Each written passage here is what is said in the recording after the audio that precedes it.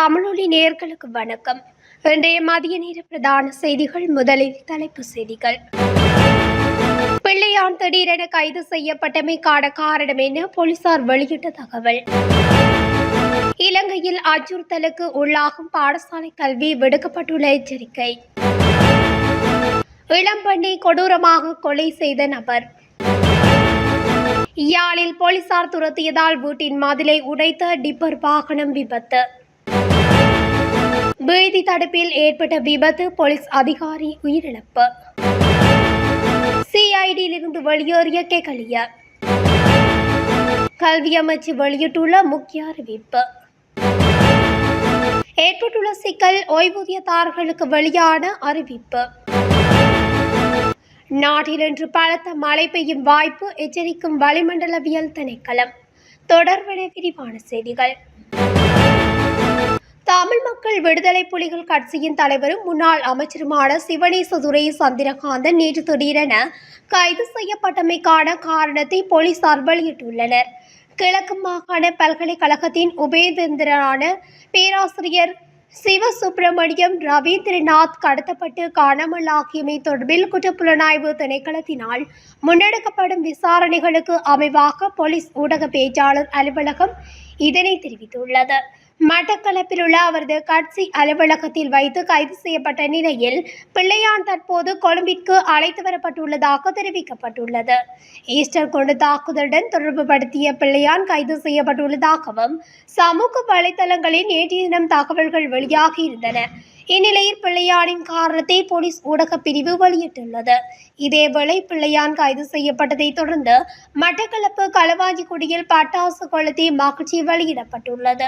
Kaluvanchikudy police நிலையத்துக்கு அருகில் இளைஞர்களினால் நேற்று மாலை பட்டாசு கொளுத்தப்பட்டமை குறிப்பிடத்தக்கது.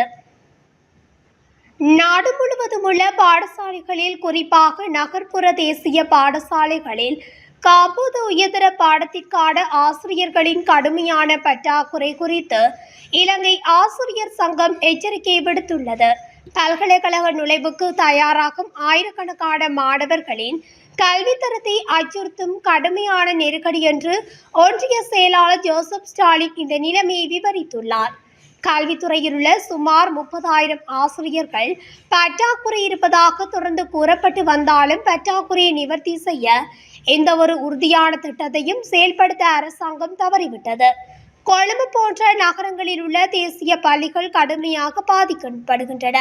குறிப்பாக உயர்தர வகுப்புகளை பொறுத்தவரை தற்போதுள்ள ஆசிரியர்கள் அதிகப்படியான பணிச்சுமையால் அவதிப்படுகிறார்கள். மேலும் அறிவியல் மற்றும் கணிதத்தில் ஆங்கில மொழி மூலம் பட்டம் பெற்றவர்கள் மற்றும் தகுதி வாய்ந்த தகவல் தொழில்நுட்ப ஆசிரியர்களுக்கான தேவை உள்ளது என்று ஸ்டாலின் வலியுறுத்தியுள்ளார். குருநாகல் குளியாப்பட்டி போலீஸ் பிரிவின் கலகிட்டியாவ பகுதியில் நேற்று பெண் ஒருவர் கொலை செய்யப்பட்டுள்ளார். போலீசாருக்கு கிடைத்த முறைப்பாட்டை தொடர்ந்து கொலை தொடர்பான விசாரணைகள் ஆரம்பிக்கப்பட்டுள்ளன. உயிரிழந்தவர் ஏகல பகுதியைச் சேர்ந்த 33 வயதுடையவர் என்று போலீஸ் ஊடக பேச்சாளர் அலுவலகம் தெரிவித்துள்ளது. இதுவரை நடத்தப்பட்ட விசாரணையில் உயிரிழந்தவர் சந்தேக நபருடன் சுமார் 4 மாதங்களாக ஒரே வீட்டில் வசித்து வந்ததாகவும் வாக்குவாதம் அதிகரித்ததால் கழுத்தை நெரித்து கொலை செய்துள்ளதாகவும் தெரிய வந்துள்ளது. 35 வயதுடைய சந்தேக நபர் போலீஸ் நிலையத்தில் சரணடைந்த நிலையில் கைது செய்யப்பட்டார். யாழ்ப்பாணம் நல்லூரில் இன்று அதிகாலை சட்டவிரோதமான முறையில் மணல் ஏற்றிச் சென்ற டிப்பர் வாகனத்தை போலீசார் துரத்தி சென்ற போது வாகனம் தடம் புரண்டு விபத்துக்குள்ளாகியுள்ளது. மணல் ஏற்றி வந்த டிப்பர் வாகனத்தை போலீசார் நிறுத்த சொன்னதும் நிறுத்தாமல் வேகமாக சென்றதால் இந்த விபத்து சம்பவித்துள்ளதாக கூறப்படுகின்றது. சட்டவிரோத மணல் ஏற்றி வந்த டிப்பர் வாகனமே இவ்வாறு விபத்துக்குள்ளாகி உள்ளதாக தெரிவிக்கப்படுகிறது. வாகனம் நல்லூர் பின் வீதி வழியூடாக சென்று வீதி வளைவில் திரும்ப முற்பட்ட வேளை வாகனம் வேக கட்டுப்பாட்டை இழந்து வீடொன்றின் மதிலை உடைத்து வீதியில் தடம் புரண்டு விபத்துக்குள்ளானது. விபத்தில் அவருக்கும் காயம் ஏற்படவில்லை. விபத்துக்குள்ளான வாகனத்தின் சாரதியை போலீசார் கைது செய்துள்ள நிலையில் மேலதிக விசாரணைகளை முன்னெடுத்துள்ளனர். நிகவரட்டிய ரஷ்நாயகபுர பகுதியில் உள்ள போலீஸ் வீதி தடுப்பில் ஏற்பட்ட விபத்து ஒன்றில் போலீஸ் அதிகாரி ஒருவர் உயிரிழந்துள்ளார். பிங்கரியவிலிருந்து ரஷ்நாயகபுர நோக்கி சென்ற வேன் வாகனம் ஒன்று கட்டுப்பாட்டை இழந்து வீதி தடுப்பில் மோதியதால் விபத்து நிகழ்ந்துள்ளதாக போலீசார் தெரிவித்தனர். விபத்தில் 2 போலீஸ் அதிகாரிகள் மற்றும் ஒரு நபர் காயமடைந்து நிகவரெட்டிய ஆதார வைத்தியசாலையில் அனுமதிக்கப்பட்ட பின்னர் போலீஸ் அதிகாரி ஒருவர் உயிரிழந்துள்ளார். உயிரிழந்தவர் ரஸ்நாயக்கபுர போலீஸ் நிலையத்தில் பணியாற்றிய 37 வயதுடைய கொட்டவேகர பகுதியைச் சேர்ந்தவர் என தெரிவிக்கப்பட்டுள்ளது. விபத்து தொடர்பாக வான் சாரதி கைது செய்யப்பட்டுள்ள நிலையில் முதற்கட்ட விசாரணைகளில் சாரதி மது போதையில் இருந்தது தெரியவந்துள்ளது. வாக்குமூலம் வழங்குவதற்காக குற்றப்புலனாய்வு திணைக்களத்தில் முன்னிலையான முன்னாள் அமைச்சர் கெஹலிய ரம்பக்வெல அங்கிருந்து வெளியேறியுள்ளார்.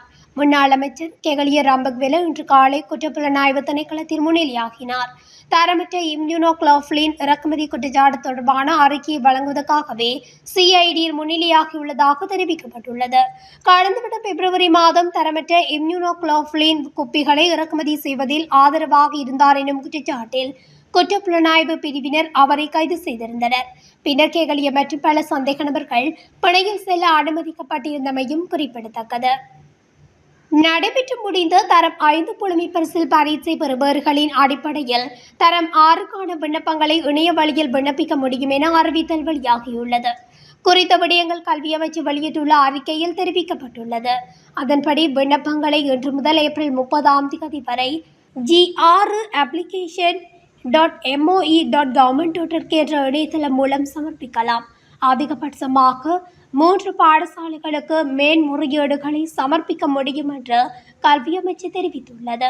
இதற்கான வழிமுறைகளை கல்வி அமைச்சின் அதிகாரப்பூர்வ வலைத்தளமான www.moe.government.lk இல் பெறலாம் எனவும் கல்வி அமைச்சு குறிப்பிட்டுள்ளது.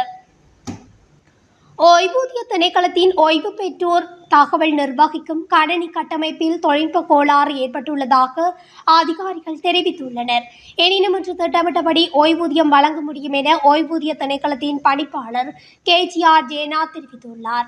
தொழில்நுட்ப கோளாறு காரணமாக நெருக்கடியான நிலைகள் உருவாகியுள்ளதாகவும் கடந்த 7 நாட்களாக இந்த கோளாறு நீடித்து வருவதாகவும் அதிகாரிகள் குறிப்பிட்டுள்ளனர். அண்மையில் ஓய்வு பெற்ற அரசு ஊழியர்கள் மற்றும் விரைவில் ஓய்வு பெறவுள்ள அதிகாரிகளின் தகவல்களை புதுப்பிக்கும் கணனி கட்டமைப்பே இவ்வாறு தொழில்நுட்ப கோளாறுகளினால் பாதிக்கப்பட்டுள்ளதாகவும் கூறப்படுகிறது. எவ்வாறாயினும் இந்த கோளாறு காரணமாக ஓய்வூதியம் வழங்கும் பணிகளில் எந்தவித தடையும் ஏற்படாது என அதிகாரிகள் தெரிவித்துள்ளனர். அந்த வகையில் இன்று திட்டமிட்டபடி ஓய்வூதியங்களை வழங்க முடியும் எனவும் ஓய்வூதிய திணைக்களத்தின் பணிப்பாளர் KGR ஜேனா தெரிவித்துள்ளார். மேலும் தற்போது சுமார் 7,90,000 ஓய்வூதியதாரர்கள் உள்ளனர் எனவும் அவர் குறிப்பிட்டுள்ளார். நாட்டின் பல பகுதிகளில் பிற்பகலில் அல்லது இரவில் மழையோ அல்லது இடியுடன் கூடிய மழையோ பெய்யக்கூடிய சாத்தியம் காணப்படுவதாக வளிமண்டலவியல் திணைக்களம் எதிர்வு கூறியுள்ளது. அத்துடன் தென் மாகாணத்தில் அவ்வப்போது மழையோ அல்லது இடியுடன் கூடிய மழையோ பெய்யக்கூடிய சாத்தியம் காணப்படுவதாகவும் கூறியுள்ளது. வளிமண்டலவியல் திணைக்களம் இன்று வெளியிட்டுள்ள அறிக்கையில் இதனை தெரிவித்துள்ளது. மேல் மாகாணத்திலும் புத்தளம் மாவட்டத்திலும் கரையோர பிரதேசங்களில் மழை பெய்யும். சபரகமுவ, தென் கிழக்கு, மத்திய மற்றும் ஊவா மாகாணங்களில் சில இடங்களில் 100 மில்லிமீட்டருக்கும் அதிகமான பலத்த மழை வீழ்ச்சி எதிர்பார்க்கப்படுகின்றது. இடியுடன் கூடிய மழை பெய்யும் வேளைகளில் அந்த பிரதேசங்களில் தற்காலிகமாக பலத்த காற்றும் வீசக்கூடும். மின்னல் தாக்கங்களினால் ஏற்படக்கூடிய பாதிப்புகளை குறைத்துக் கொள்ள தேவையான முன்னெச்சரிக்கை நடவடிக்கைகளை எடுத்துக் கொள்ளுமாறு பொதுமக்கள் அறிவுறுத்தப்படுகின்றார்கள். சூரியனின் தொடர்பான வடதிசை நோக்கிய இயக்கத்தின் காரணமாக இந்த வருடம் ஏப்ரல் மாதம் 5ஆம் தேதியிலிருந்து 14ஆம் தேதி வரை இலங்கையின் அகலாங்குகளுக்கு நேராக உச்சம் கொடுக்கவுள்ளது. அதன்படி இன்று நண்பகல் 12 அளவில் உயங்கல, அரங்கல, கோகங்கவெல, மோரககந்த மற்றும் மட்டக்களப்பு ஆகிய பிரதேசங்களுக்கு மேலாக சூரியன் உச்சம் கொடுக்கவுள்ளது. இத்துடன் தமிழொலியின் இன்றைய மதிய நேர பிரதான செய்திகள் நிறைவடைகின்றன. தொடர்ச்சியாக செய்திகளை அறிந்து கொள்ள தமிழொலி ஊடகத்துடன் இணைந்திருங்கள். நன்றி, வணக்கம்.